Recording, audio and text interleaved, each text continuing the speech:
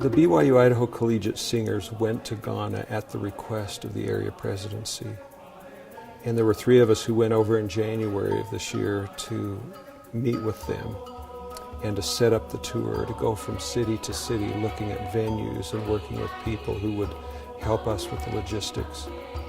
And without exception, they were on target, they were excited to help us. They knew the right questions we should be asking, knew a lot of the answers, and they were a great help in helping us navigate a country that was so foreign to us. And it made it so that the tour could be very successful because they knew their people. I actually was not too shocked upon arriving at the airport. I felt very familiar with it all because we have roads, we have cars, we have airports, and nothing really seemed that bad until we went to use bathrooms at gas stations, or in my case once in a corner in a deserted parking lot. And I thought I'd rather be camping than using some of the facilities. That was a big shock. As soon as I learned that we were going to Ghana, I wanted to be able to play soccer with them, because you always hear about the kids playing soccer in bare feet on dirt and with whatever they can find, and it was absolutely true. We talked to a bunch of kids on the beach at Cape Coast who were walking to go find a coconut because they were going to go play soccer with it. Just getting to go there and just to see the children. I just love little kids and how innocent they are. And these kids were so well behaved. I was amazed time and time again how they just would sit and listen to us sing for hours. Another of the great challenges of this tour was the illness that we encountered. There were several of us who were sick, especially that first week. And it was really, really a challenge because it was so taxing to the soul. And yet our students reached down within themselves and pulled themselves up and stood up there on stage and sang with all their hearts, even though deep down inside they were agonizing. It was a great blessing because it humbled us. It made us realize that without the help of the Lord, there was no way we could put 42 people on stage every night. The people who prepared our food in Ghana were remarkable. They just did such a wonderful job of preparing huge amounts of food and bringing them to where we were so that we could eat. We had to be very careful just being who we were and where we were. We are going through a forest walk to the national park in Ghana. And now we are in the rainforest. So you are most welcome to Kakum National Park. But the canopy walkway is a suspension bridge which have been built on the top of the trees. It is the first of its kind in the whole Africa. We are having 4 in the whole world. It was built in 1994 and officially for the public it was opened in 1995. And this was done by only 2 Canadians. Then it was supported by 6 Ghanaians. These people took 5 to 6 months to finish all the work over there. But if you are not afraid of height, you are going to walk on 7 bridges. And the 7 bridges doesn't go straight to the end. It goes something like a U-turn, and then we are out from the canopy. And the whole size is 350 meters length. The highest point is 40 meters from the ground. This has been covered with some net, but it is not on the ground. So when you start walking on it, it also starts shaking, bounces, creaking, making a lot of noise. But surely it is 100% full safe. Since the canopy walkway was built, no accident. So I am sure everybody is going to enjoy his or herself on the canopy walkway. So excited to go on the canopy bridge. I love heights. Me too. I love heights. Beautiful. What a testimony of God. These trees are just magnificent. Life and the earth are like just awesome. We are really high above the trees. Really, really high. I'm terrified. I can get barely on the first step of the ladder without like crying at home. Why'd you come the hard route? Just look how beautiful. Try to walk with no hands. It's the experience. Tell us Oh, how. yeah, that's why I'm doing it, is because it's like, this is something I cannot pass What would up. you all do? I didn't know that I would grow to like having lots of goat meat and fufu and rice and chicken, and I just really like it, and I kind of miss it now that we're back. Fufu is made from cassava. It's manioc. They peel the skin off and it's boiled and it's pounded. It's very starchy, so it sticks together after pounding. So it's more like mashed potatoes. Yeah, and that's it. No flavor, nothing. But the flavor comes from the soup. So you have to make really good soup for it. Most people love fufu in Ghana. And then this adult woman came over and started teaching me how to dance, and we're all just jamming together, and everybody's looking at me like I'm crazy. It was great. That was one of my favorite moments, just dancing because the little kids told me to. When we were at the orphanage, there was this little tiny girl. We couldn't figure out her name, but we knew that she could count to about 9 or 10. At first, she just started latching onto my leg and trying to play with my soprano saxophone. But when the fiddlers got up and did their little jig, I ended up dancing with her and got to pick her up, and we did kind of a polka around our little performing area there, and that was really sweet. I think they liked it. Quite a few people came up and said they like that style of music, and I was like, I just thought, when have you ever heard that before? But I guess they've heard something similar, and they liked it. I think it's just the way the fiddling songs are introduced, like, this is some real American music, and so an audience member came up to Brother Kempton, he's like, yeah, rock and roll. My pathway partner, Nee, we were able to chat on Facebook for a couple hours. We weren't able to get a Skype appointment to work out, but we were able to chat online, and I asked him about what he did. He was running a business with laundry and like a laundry service and doing other things.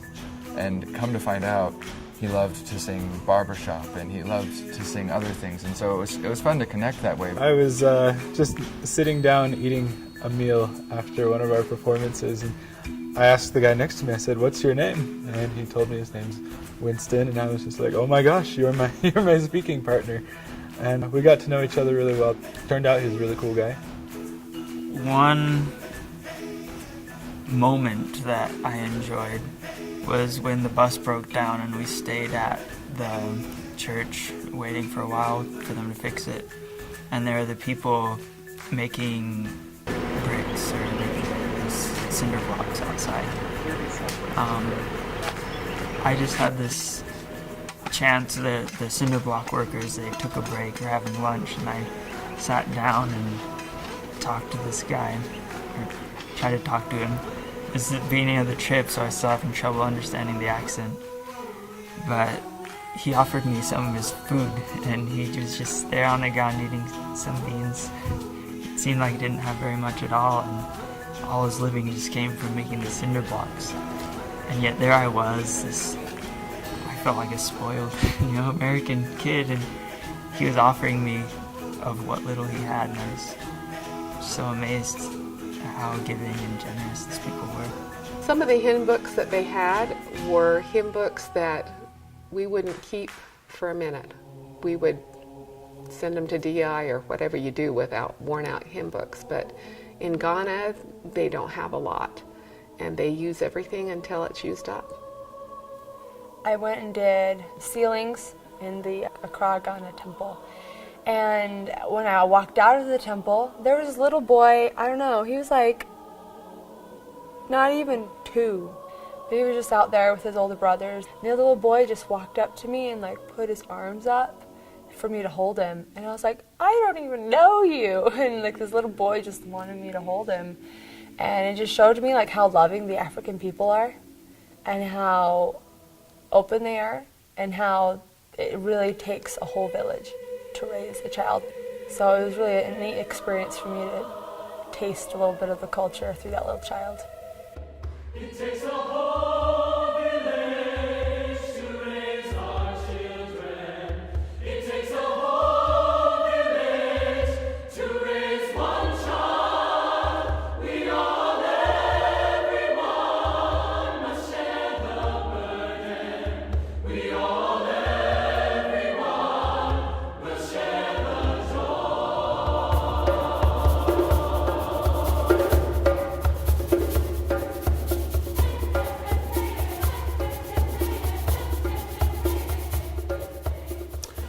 the most touching experiences we had was standing in front of about 100 orphan children, ages 2 to about 12 or 13, and singing, "I am a child of God, and He has sent me here, has given me an earthly home, with parents kind and dear." And with tears streaming down our students' faces, they looked into the eyes of these young children, knowing that they would never have that in all likelihood. And they reflected upon their own great blessing of home and family and parents. It really made them more grateful for everything that we have here. But it also made us grateful to know that through the wonders of education, more and more of our brothers and sisters in Ghana will have that blessing that they can give to their children.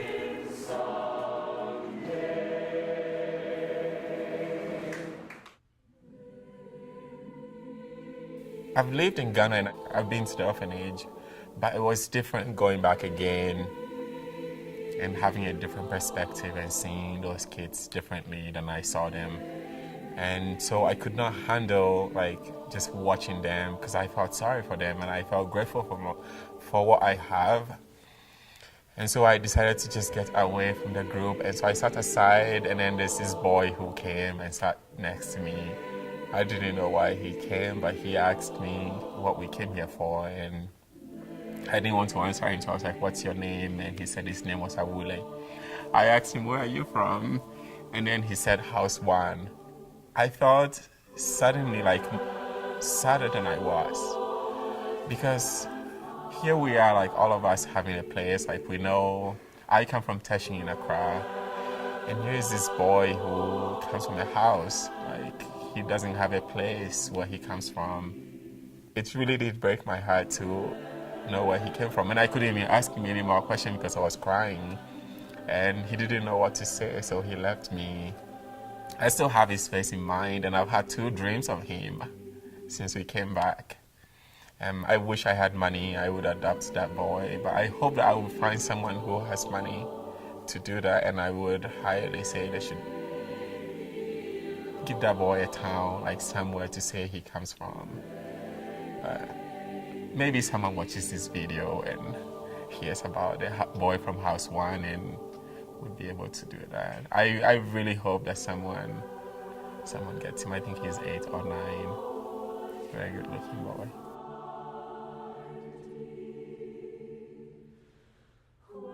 It was an unforgettable experience, especially visiting the orphanage. That was probably the most emotional experience for me when I was there. I walked away from this whole experience feeling so much more gratitude for the plan of salvation. Some of my favorite experiences were we went to a slave castle, and they talked to us about the torture that these women went through, and they talked to us about how these families were just torn apart. Don't forget, in those days, husbands and wives were captured. In times of war, a whole family could be taken.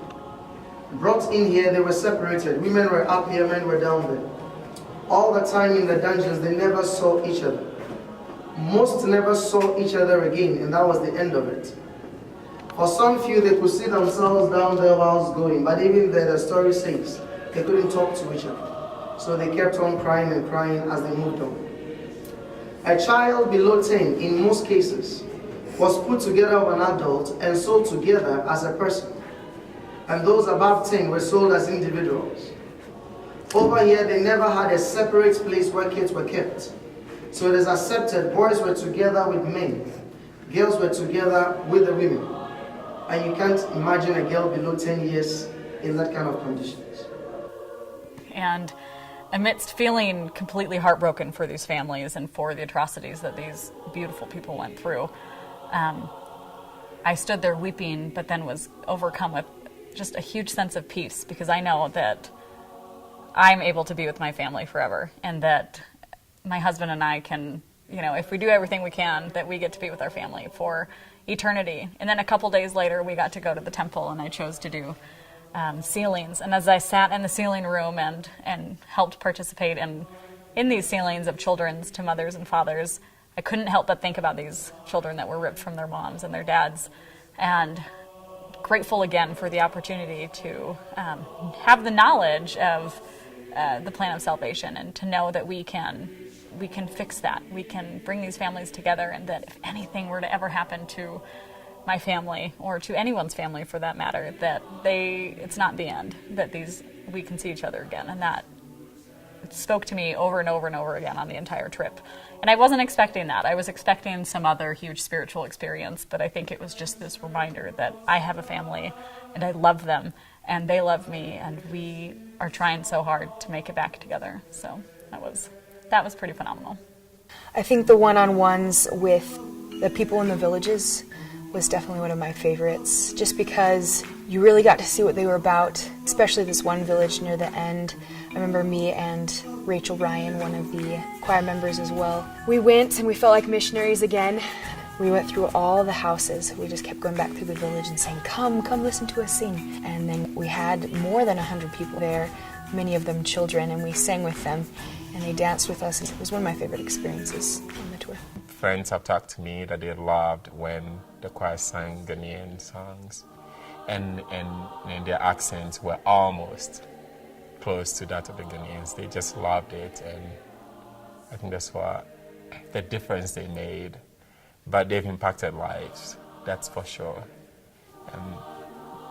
We don't show our emotions just like in America, but I know they did appreciate like everything the choir did. I would say if I could pick one moment in Ghana that was my favorite, it would probably just be any conversation that I was able to have with people. Just meeting them and looking into their eyes and seeing how grateful they were.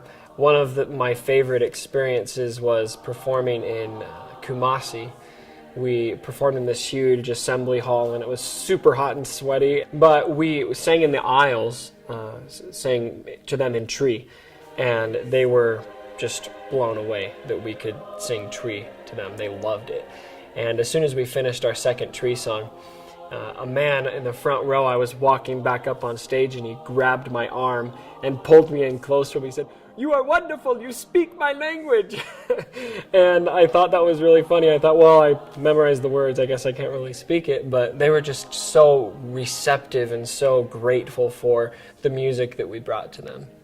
My favorite song was probably Dana Se and Asemnidika, because in their language.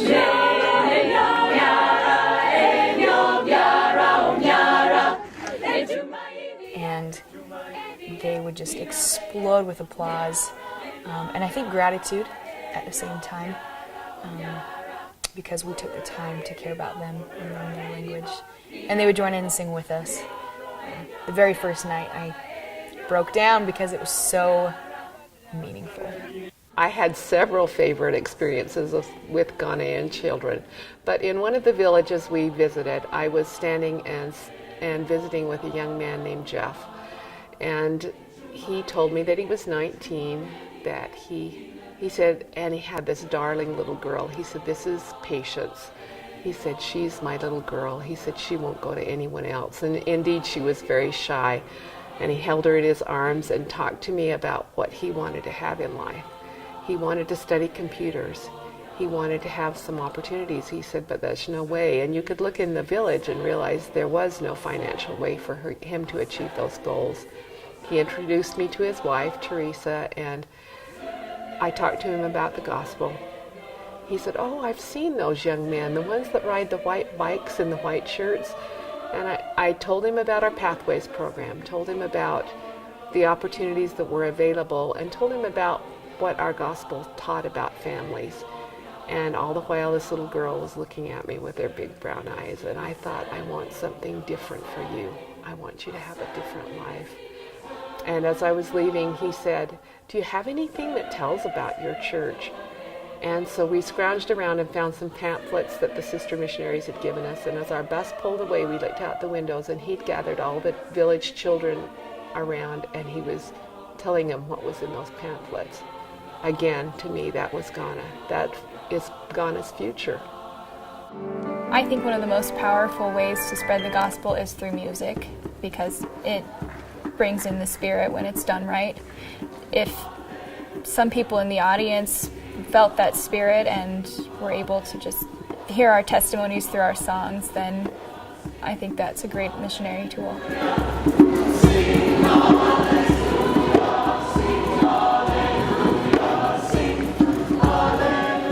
When we were singing in the National Theater, just the crowd's responses to the first couple songs that we did were just unreal, and all the dancing, and I've never performed for an audience that was so interactive. And I think overall that moment in the National Theater when they just uproared, that was probably my favorite experience, where it was a complete spiritual and emotional connection where they were accepting what we were giving wholeheartedly. We really focused on trying to bring the Spirit to our concerts and to teach people not of our faith what this gospel is all about.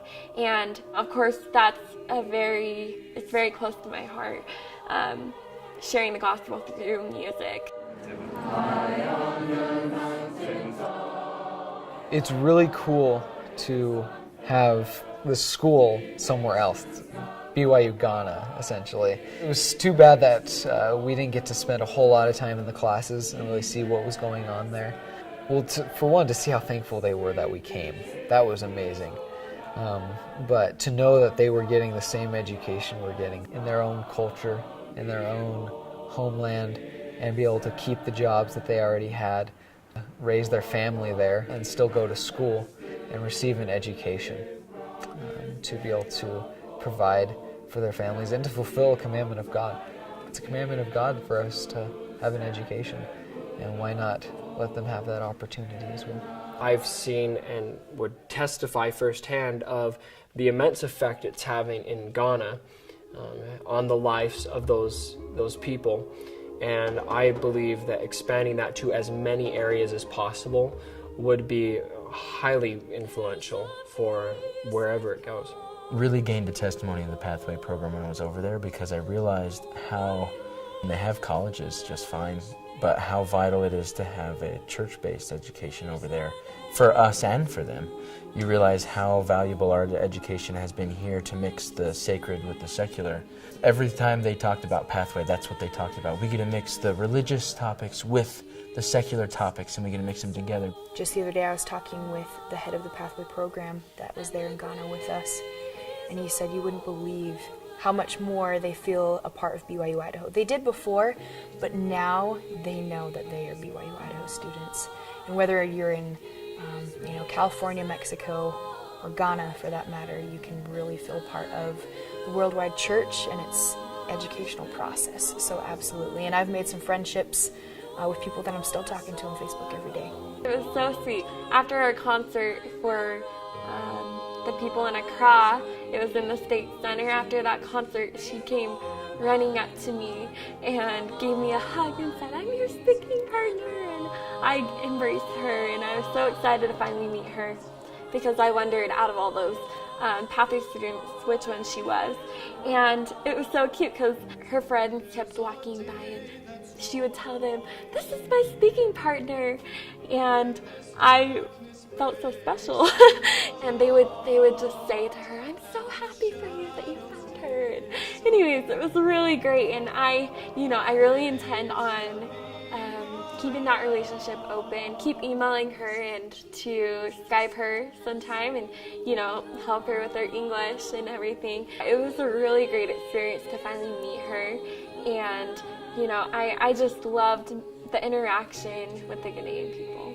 We had the opportunity to hear from the chief of Cape Coast, and he said that what you are doing here is amazing, and it's great because it's building bridges between nations, because there's a lot of evil going on in this world, and what we're doing through music is one small step to bridging that gap. In going to Africa, I think the biggest thing I took away was the way the people interacted, the way that they loved. There was no barrier for them. It took a while for us to get it through our barrier, but for them, they were straightforward, right there with you, and wanted to talk to you and wanted to talk about the gospel. And were so excited about the message that we were sharing. And it took them telling me what our message was for me to get it. The fact that we were spreading the gospel through song. And I knew that, but I didn't capture it until one of them talked to me about it and said how powerful it was for them to feel what we were saying and to feel the spirit that we brought. And I then caught onto the mission of our tour, that we were there to teach and to spread the gospel through a way that not many there have an opportunity to do, through this large choir and through experience and musicality that we were able to express our testimonies. They were happy. They were happy with the gospel, and they knew that it was true, and that was what brought them happiness.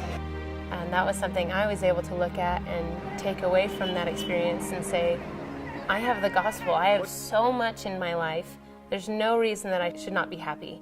When I remember to think back to them, I know that I have a great life. I have a husband who got to go through this experience with me and understands how happy they were and how happy we should be because of the life that we have, and that we have the truth. We have the gospel.